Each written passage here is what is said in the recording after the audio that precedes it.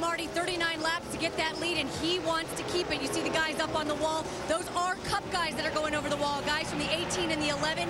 Kyle Busch saying he's a little bit tight. They're going to go up one round on that track bar, make a left rear air pressure adjustment, 4 tires, and Sunoco fuel for Kyle Busch. Your race leader, he's down and away, guys. A little problem there on the left front tire changer falling over, but no harm, no foul. And there is Brian Clausen. Clausen was running in the top 10 as well, guys, when he made this stop. Yeah, he had a good car, too. He was coming to the front. His lap times were very good in that long run we had. I'll tell you right now, the rest of these guys are going to have to get down pit road pretty quick, because Kyle Busch with those new tires, as fast as he's going to fly through these field on these new tires. And if everybody else stays out, they're going to lose so much track time in these older tires. The only thing they can hope right now is a caution flag comes out so they don't lose a lot on them. Of course, right now, new leader, of course, Joey Logano, as he is inherited. He is still back out. You're on board with Scott Wimmer, who is in 4th, looking back towards David Stremme. Got word now that Jason Keller is coming in. There he is in the incredible pizza machine, and he's heading towards Jamie Little. What a run Jason Keller has had. You know, the sun's gone down. It's tightening up out there, getting a little cooler, so he just wants to free up his car. He's going to take 4 tires, fill her up with Sunoco fuel. Worst he's run tonight is 2nd. Guys, Shannon? Yeah, David Reagan coming off a 5th place finish last week in Nashville, saying that the car is a little tight through the center, and he's bouncing a little bit as those guys go to work on that car. David Reagan is out of the pit stall, guys. And as he pulls out, here comes Joey Logano in the number 20 car. So Marcus Ambrose is now the race leader. Mike Massaro, he's heading your way. And Dave Rogers coaching him down pit lane, saying 3,800 RPMs in 2nd gear. Team waiting to go to work on the car. They're going to try to free him up a little bit, saying it's just a little bit tight. You also heard him say earlier that he was bottoming out. No major changes, a little bit of an adjustment on the chassis. You see the wrench go in as the tire changers go to work now on the left side. A little tardy on the back of that race car. That may slow them up just a little bit, but otherwise a pretty clean stop for the 20. Jamie? David Stremme, the 64, another top 5 run so far tonight. He wants 4 tires, of course, freed up just a little bit. Again, they don't want to make any major adjustments. They did make a little bit of a track bar adjustment. He's down and away. Meanwhile, the 2 of Clint Boyer not having a terrible night. I think he got a little irked when he saw that Kyle Busch was coming up on him so early in the race, but Clint Boyer working with that car. Again, one of those double-duty drivers, didn't have a whole lot of time until qualifying to get behind the wheel. You see our onboard camera right there giving us a great shot, taking you in the driver's seat, actually the crew seat. A little bit long of a stop for Clint Boyer. 4 tires, fuel for him, and he's down and away. Guys, Vince? Landon Castle coming in the number 5 machine, the National Guard car. 4 tire stop. They are going to make an air pressure adjustment. They've been cautioning him throughout the course of the race. David Green, his spotter, to protect the outside and give some room in the front to make the car get through the air better. Mike? Rough week for the 33 team, trying to recover from a disappointing run in Nashville. Car just a little bit tight. They'll make a chassis adjustment, a 4-tire change, and Sunoco race fuel on the 33 car. Meanwhile, the 29 car heading down pit road as well. That's Scott Wimmer. He's saying the car is almost the way he likes it, just a little bit loose. Expected air pressure adjustment, maybe a chassis adjustment, 4-tire change, and Sunoco race fuel on the 29 car now as they go to work on the right side of that car. Wimmer pretty happy, very confident coming into this race. Looks at it a lot like he looked at Nashville earlier this year as an opportunity to get to victory lane. He feels like he's got a pretty good race car, although mile and a halves have not been their strength this year. Vince? Marcus Ambrose coming in for his first stop. He was leading the race when he came in. Gary Cogswell going to make just 1 slight tire pressure adjustment, and that's it. The 4 tires in the Sunoco fuel. Ambrose likes his car so far. Mike? Brad Keselowski headed down pit road as well. He's saying his car is just a little bit too free. A 4-tire stop, also a chassis adjustment on that race car. Interesting comment Keselowski made earlier this week. The win has done 2 things. It's erased pressure of getting that first win, but also added some pressure. Now people expect him to win almost every week. He's away.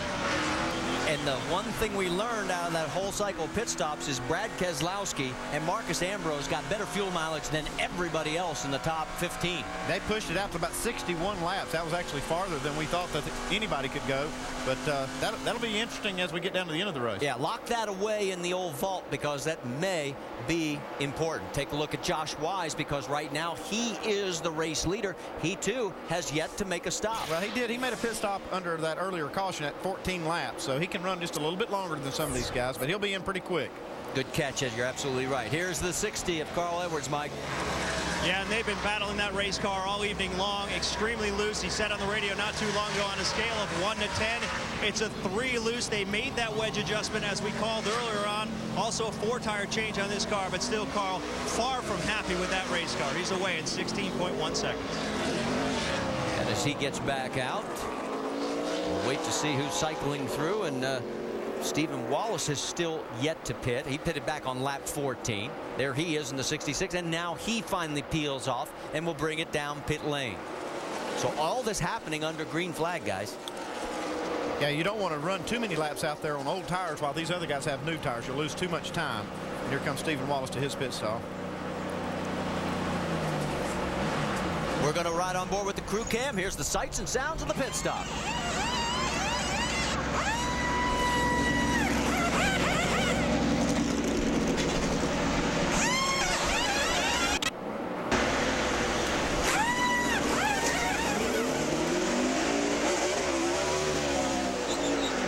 Was Ben Steger. He is the rear tire carrier, and Ben was on Stephen Light's crew last year, and they won this race. Maybe he'll go 2 for 2. That wouldn't disappoint you, would it? That wouldn't bother me a bit. You know, I'm just, I think the thing I'm concerned about right now, Andy, is these guys stayed out so long in old tires. When Kyle Busch hit pit road with those new tires, man, he's killing them right now on those tires. All right, so now the first round of green flag pit stops is over. Take a look. It's still Josh Wise, but he's got a stop coming up. Remember, he pitted back on lap 14. David Ruderman is ahead of Stanton Barrett.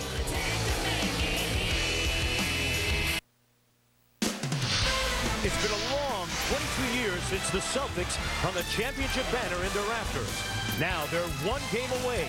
Is this the night Boston wins its 17th title? Or will Kobe and the Lakers send the series back to Boston? Game 5, a championship is at stake. Tomorrow at 8:30 Eastern on ABC. Got to admit, I turned it off in the first quarter the other night when the Celtics were getting blown out by 20 points. Turned it back on in the third quarter and said, ooh, what have we here? Went to bed, got up the next day, was on the treadmill jogging, and a whole different ball game took place once I went to sleep. Can't wait to see how Game 5 turns out Sunday night. Kyle Busch is now back in command of this race. The cycle of pit stops completed just a moment ago when Josh Wise, David Ruderman, and Stanton Barrett hit the pit lane at laps 68, 70, and 71, respectively. Kyle Busch's lead before the pit stops, 2.7 seconds. It is 6.9 seconds over second place right now. Let's go up to speed with Nationwide Insurance, starting with the leader. Shannon, what you got to tell us about Kyle Busch? Well, Alan, it's been about 17 laps since he brought that car down pit road. He was complaining that the car was a little bit tight, so they did make a track bar adjustment and an air pressure adjustment. So what is Kyle Busch saying about the car right now? Quote, pretty darn good. Mike? Well, Shannon, a little bit earlier in the broadcast, we talked a little bit about Joey Logano's learning curve and what he's learned. Well, the most valuable lesson came a week ago. He learned when to push it and when not to push it. Expect to see a much more patient Joey Logano tonight, as we've already seen. The car's still pretty loose. Jamie? Behind him, Jason Leffler has a fast race car. I asked him about running the Cup race last weekend and what it was like to go back and do double duty. He said, Jamie, it was a mistake to go run Cup. He said, these guys in Nationwide, they need me. My team needs me here to practice, to put the time in, and it paid off. This morning he was here for practice. They got this car right, and tonight he's been running top 5. Right now currently sits 3rd. Right behind him, Jason Keller. You got to root for this guy. What a story. He's had a fast, quick car all weekend. Like I said, he thought he had enough to get the pole, but they've been working away, had a pretty quick pit stop, and they're plugging away. Actually, the team told me they were going to remove that engine, put a backup engine in during practice this morning because it was sputtering on the backstretch, but they ended up just looking at the fuel hose, replacing it. All was well. Thank goodness. Vince? Well, and right behind Jason Keller, Jamie, is the 59 of Marcus Ambrose, Sparta, sporting that STP scheme for the first time in 5 races this season. He's happy with his race car, says it's a little bit loose in, but Gary Cogswell, the crew chief, updating him on his lap times, telling Ambrose, you're gaining on Keller ahead of you. Be patient, but don't hesitate. Mike? Vince, it's been a big week for Brad Keselowski, of course, winning in Nashville. Said, though, he kind of jokes that doesn't know what to do with that trophy, whether to hang it on his wall or play it. Of course, it's a guitar. What he's doing right now is playing his cards right, running in the top 10. Very confident, very good race car, although he says it's just a little bit on the free side. All right, so there are your top 6. Remember the other night we were talking about the big lead the Lakers had, and the Celtics won. Well, Kyle Busch is playing the role of the Lakers right now. Well, I don't know. I don't mean about the losing the lead, but I mean he's got a massive lead before halfway, but you stay with it because you never know what can happen. That's exactly right now. I mean, he could have something go wrong mechanically. He could have a tire issue. Hopefully that won't happen. But right now, this kid has brought a hammer to a pillow fight. 7-second lead for Kyle Busch in search of what would be his 5th victory of the 2008 NASCAR Nationwide Series season. The young man from Las Vegas has got it all going on right now. I'm not go, there's a fear in me. It's not show.